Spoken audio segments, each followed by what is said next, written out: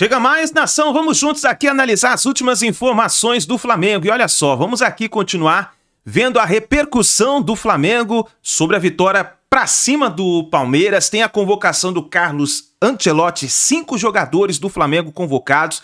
Tem informações importantes sobre a preparação do Flamengo para a partida contra o Deportivo Táchira pela Copa Libertadores da América.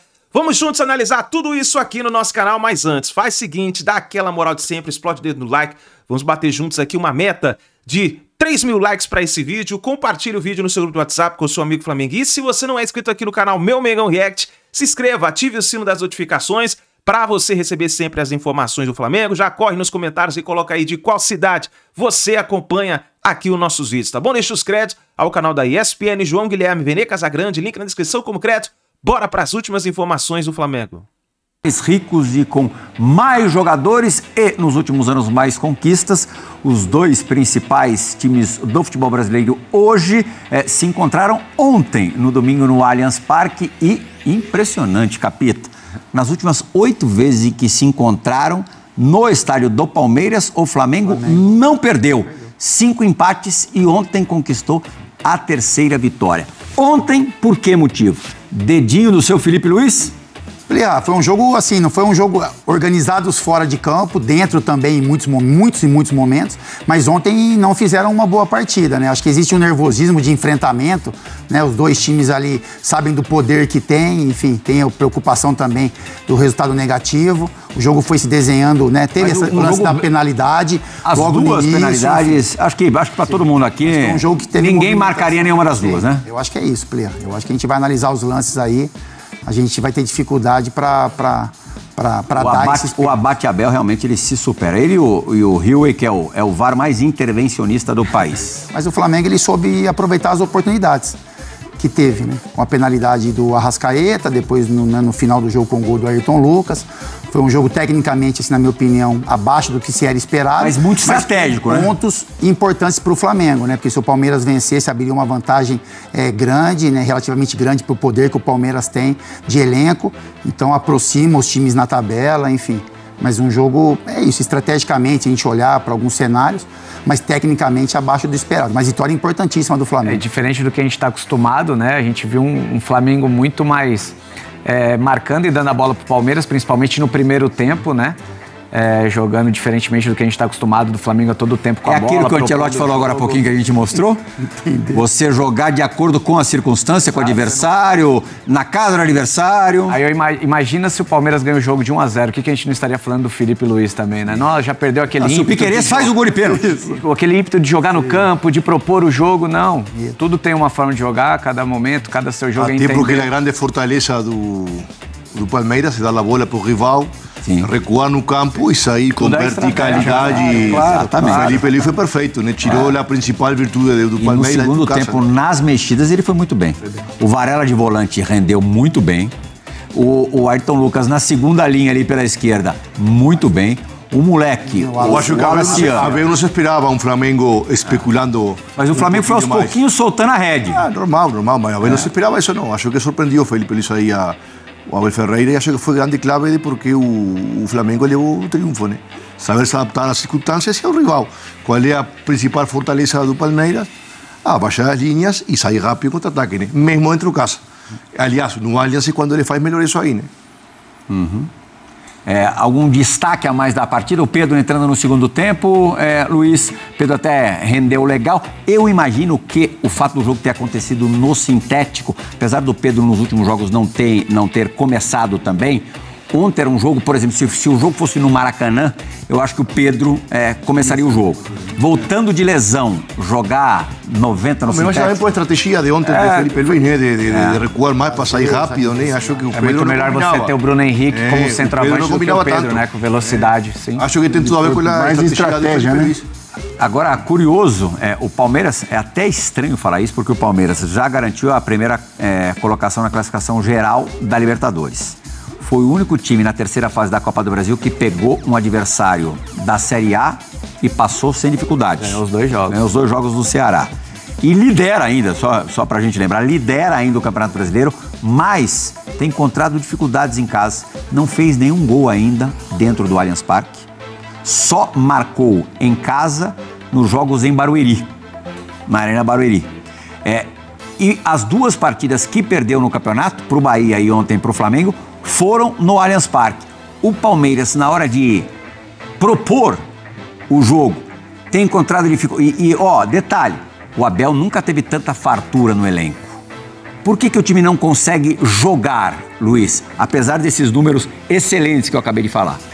Eu acho que os adversários estão vindo mais preparados, né? Sabendo que da maneira que o Palmeiras joga, o Campeonato Brasileiro não tem jogo fácil, todos os jogos são difíceis, mas como também tem fartura, acho que o Abel também acho que não encontrou ainda um time ideal que ele, sei lá, que ele pense, porque tem o Paulinho, que é muito bom. Mas que ainda também não... Lucas Evangelista, que é muito bom no banco.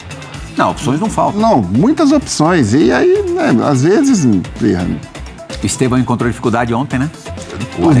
Os caras marcam ele, mas também... A cultura defensiva europeia, né, italiana, né, sabe diminuir espaço, sabe os caras marcam ele demais. A condução do atacante, sabe ficar com dobra. Zagueiro, próximo volante. Sempre tem dobra contra ele. Fez uma marcação europeia, né, para Esteban ontem, né? E se ele não está saindo aqui, lá então... Lá ele vai... A dificuldade que o Esteban vai encontrar na Europa, né? Vocês acham que ele vai ter uma dificuldade de adaptação em cima do que a gente vê nos grandes jogos aqui no Brasil? Muito mais. Por lo menos ontem, Alessandro, marcou ele como europeu, marca o perfil de acordo a como ele vem com a bola, sempre estando perto do zagueiro, perto do volante. Acho que... Eu sigo apostando demais no Estevão, mas nos jogos maiores ele não é o mesmo cara. Você segue apostando que ele, na Europa ele vai... Não, eu acho que ele é uma enorme promessa. Mas lógico, ele tem 17 anos. É óbvio que vai. Lógico que é. É óbvio que vai evoluir muito mais na Europa. Um lateral experiente, que sabe marcar de verdade. Como ele sabe, traz dificuldade. É normal de jogo, né? E ele tem a cabeça boa. Agora, moleque, o Wallace esperto também. É bom jogador também. Uma personalidade tremenda, né? O Flamengo tem muito bons jogadores também, né? E você tem a tranquilidade de botar esses meninos com, só cara experiente do lado, bons jogadores. Então você não precisa forçar a todo momento o menino acelerar um processo que de repente em outras equipes você tem que acelerar esse processo. Lá ele vai ter a tranquilidade de jogar, já tem a confiança do treinador que trabalhou com esses meninos na categoria de base também, isso influencia. Mas é um menino que parece ter um futuro brilhante. Além, logicamente, do Palmeiras, só tem um time que pode... Igual nós subir. Não, falei pra ele, é igual quando eu subi. Agora... Do lado de Fábio Luciano, de Ronaldão, de Ezequiel. Não, a gente dava estrutura pra você. Agora, o Vitor Roque ainda não nos abrochou também, né? Calma. Até contra o São Paulo ali, ele decidiu o jogo no final, tal, mas o recorte dele, que já não é mais tão curto, só tem esse grande momento. Só. Pra quem... Tá com muita dificuldade, Pierre. A verdade é essa. Ele tem, óbvio que a gente foca nesse recorte final de gols, assistência, mas ele é muito importante nesse time do Abel. O que o Abel gosta, cara, ele cumpre perfeitamente. Ele pressiona a zagueira a todo momento. Eu já discordo. Ele corre. Eu discordo de vocês. Abre espaço, ele procura sempre... 9 tem que fazer gol. Vamos lá. O Flamengo venceu o Palmeiras no Allianz Parque por 2-0 hoje. Fato absolutamente normal. O Allianz Parque é a casa do Flamengo. Aí você vai falar, João Guilherme, você está sendo soberbo, você está sendo arrogante, você está desrespeitando o Palmeiras. De maneira nenhuma. Eu estou me baseando em informações. Então isso é uma informação. A última vitória do Palmeiras sobre o Flamengo em Campeonato Brasileiro no Allianz Parque aconteceu em 2017. 2 gols do Daverson. Nós estamos em 2025, gente. 2018, 2019, 2020, 2021, 2022, 2023, 2024, 2025. 8 anos o Palmeiras não vence o Flamengo dentro do Allianz Parque por Campeonato Brasileiro. E nas outras competições que eles jogaram, Copa do Brasil no caso, o Palmeiras venceu uma vez, que foi no ano passado, quando perdeu no Maracanã por 2-0 e venceu no Allianz por 1-0, Copa do Brasil. O Tite era o treinador do Flamengo, meteu uma retranca monstro. O Palmeiras venceu, mas foi eliminado pelo Flamengo no Allianz Parque. Então, nos últimos 8 anos, eu tenho 53. A última vez que o Palmeiras venceu o Flamengo por Brasileirão no Allianz Parque, eu tinha 45. Em 8 anos, 2 vitórias do Palmeiras em cima do Flamengo no Allianz Parque. Ou seja, o Allianz Parque é a casa do Flamengo. Vocês prestaram atenção no que eu falei? As informações estão aí. O Flamengo se sente em casa no Allianz Parque. Estão falando aí, pô, arbitragem, pênalti, sempre tem esses comentários. Mas, gente, não é de hoje. Não é de hoje. Vem desde 2017. De lá para cá, o Palmeiras venceu o Flamengo 2 vezes no Allianz Parque. Então, o Flamengo se sente em casa na belíssima Arena do Palmeiras. Talvez o estádio mais bonito da América do Sul. Lindo, um espetáculo. É uma casa de shows, né? Uma estrutura moderníssima de primeiro mundo. É um palco realmente belíssimo, o Allianz Parque. E é a casa do Flamengo. Gente, qual time brasileiro tem esse domínio que o Flamengo tem sobre o Palmeiras na casa deles? Eu acho que nenhum. Nem mesmo os rivais de São Paulo ali. São Paulo, que é um time que elimina bastante Palmeiras. O Corinthians, que venceu recentemente a final do Paulista diante do Palmeiras, mas passou um bom tempo só tomando lambada do Palmeiras. Então, esse domínio do Flamengo sobre o Palmeiras no Allianz Parque é muito grande.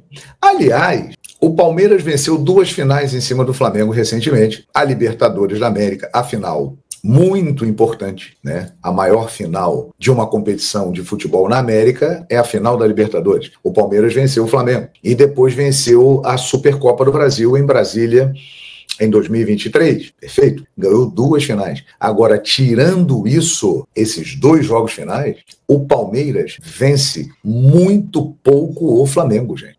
O Palmeiras, nos últimos 8, 9 anos, venceu muito pouco o Flamengo. Muito pouco. É só você pegar aí os números, as estatísticas. A própria vitória na final da Libertadores da América, ela foi na prorrogação, no tempo extra, porque no tempo normal, na súmula do jogo, está lá, 1-1, né? Foi esse o resultado. Aí o Davidson foi na final e fez lá. E no jogo da Supercopa do Brasil, 4-3 para o Palmeiras, num jogaço da Supercopa do Brasil. Mas tirando isso, qual foi, por exemplo, a última vitória do Palmeiras sobre o Flamengo no Maracanã? A última vitória do Palmeiras sobre o Flamengo no Rio de Janeiro, o Flamengo como mandante, aconteceu em junho de 2016. Campeonato Brasileiro, Flamengo 1, Palmeiras 2. De lá para cá, o Palmeiras não venceu mais o Flamengo no Rio de Janeiro. E há 8 anos não vence o Flamengo. Venceu 2 vezes o Flamengo jogando no Allianz Parque. E há 8 anos não vence o Flamengo por Campeonato Brasileiro jogando no Allianz Parque. Agora, obviamente, ganhou aquelas 2 finais, principalmente a Libertadores, muito importante. A Supercopa do Brasil também tem a sua relevância. Então, vocês estão vendo o que aconteceu hoje é comum. Eu estou trazendo informações. O Palmeiras, nos últimos anos, quase uma década, tem muitas dificuldades em vencer o Flamengo. Temos um grande número de empates também. É verdade. São jogos sempre muito parelhos, muito disputados. Mas o Flamengo venceu o Palmeiras muitas vezes. E o Palmeiras venceu o Flamengo poucas vezes. Vou começar falando sobre o jogo de ontem ainda. Eu estou vendo muita gente da imprensa, sobretudo a imprensa paulista, querendo dar uma narrativa de como se o Flamengo tivesse vencido por conta das polêmicas da arbitragem. A arbitragem foi polêmica? Sim, tanto para o Palmeiras quanto para o Flamengo. E, para ser sincero, eu acho que o Flamengo foi até mais prejudicado, porque ainda teve o cartão amarelo para o Gustavo Gomes, que poderia ter mudado a história do jogo também, o Palmeiras ficaria com 1 a menos. Então, essa narrativa não vai colar. O Flamengo ganhou do Palmeiras porque o Felipe Luiz foi extremamente inteligente. O Flamengo não teve uma exibição de gala, muito pelo contrário. Acho que o jogo no primeiro tempo foi bem chato, segundo tempo o jogo melhorou, mas nos 90 minutos o Flamengo mereceu vencer e venceu porque o Felipe Luiz foi muito inteligente. Ele foi muito inteligente, ele mostrou que estudou demais a equipe do Palmeiras, inclusive o segundo gol com participação dos 3 jogadores que ele colocou em campo. O Alan Cian, Pedro e o Ayrton Lucas, que foi o autor do segundo gol. Então essa narrativa não cola. O Flamengo ganhou porque mereceu ganhar e porque o Felipe Luiz mostrou novamente porque que ele é um grande treinador. E sobre o Wallace, uma curiosidade aqui, números do SofaScore. O Wallace do Flamengo é o jogador da Série A que precisa de menos minutos para participar de gol em 2025. Segundo o SofaScore, esses são os números do jovem de 20 anos. 12 jogos, sendo como titular, 4 gols, 3 assistências, 7 participações em gols, 46 minutos para participar de gol e 2,8 finalizações para marcar. Ou seja, ele precisa de menos de 3 finalizações para poder fazer um gol. Então, números interessantes do Wallace, que recentemente não foi relacionado em algumas partidas do time profissional. Hoje a gente já trouxe aqui o motivo, não estava desempenhando bem no dia a dia, mas é um garoto que, com a cabeça no lugar, vai voar. Ainda bem que ele botou a cabeça no lugar, voltou a desempenhar bem no dia a dia e tem sido convocado pelo técnico Felipe Luiz, que continue assim o Wallace, porque você tem um futuro extremamente promissor. E por falar em atacante, Bruno Henrique não compareceu ao STJD como havia sido convocado, mas não foi culpa do atacante. Informação que a gente apurou. O STJD remarcou 3 vezes o horário de depoimento do Bruno Henrique. Seria online às 15 horas da tarde, depois às 13, aí depois anteciparam para a parte da manhã. Mas o Bruno Henrique estava no CT Ninho do Urubu treinando pelo Flamengo, como já estava previsto. O treino do Flamengo começou às 10 horas da manhã. Ou seja, não tem como ele estar em 2 lugares ao mesmo tempo. O STJD mostrou aí, digamos assim, uma certa desorganização. E aí, um novo depoimento, um novo dia para o Bruno Henrique depor vai ser marcado e a gente vai informando por aqui. Agora vamos falar de uma notícia maravilhosa. Maravilhosa. Eu confesso para vocês que eu estava com um certo medo do que havia acontecido com o Gerson. Ontem, nas outras redes sociais, eu até publiquei que na primeira análise dos médicos, algo de grave havia sido descartado, que não parecia ter sido nada grave, mas é óbvio, como vocês médicos me acompanham aí, o médico, para dar um diagnóstico, precisa dos exames. Fizeram uma primeira análise ali no vestiário, mas precisava dos exames. E aí, os resultados dos exames saíram. E o Flamengo divulgou o seguinte: substituído no segundo tempo da partida entre Palmeiras e Flamengo, Gerson passou por exames clínicos e de imagem ainda na noite de domingo. Os resultados indicaram apenas uma leve inflamação no joelho esquerdo. Já nessa segunda-feira, no CT Jorge Gelau, o atleta se apresentou normalmente com o restante do elenco e realizou trabalhos com a fisioterapia. Ufa! Eu estava com certo medo e receio de que ele tivesse rompido alguma coisa, porque o lance foi extremamente feio, gente. O pé dele prendeu, o joelho virou. É culpa da grama sintética? Gente, não sei. Não sei, isso aí é um velho e longo debate. Não vou ficar aqui falando da grama sintética, que eu acho que não deveria existir, mas é uma opinião minha, é algo pessoal. Isso aí é um debate longo, mas que bom que não aconteceu nada de grave com o Gerson.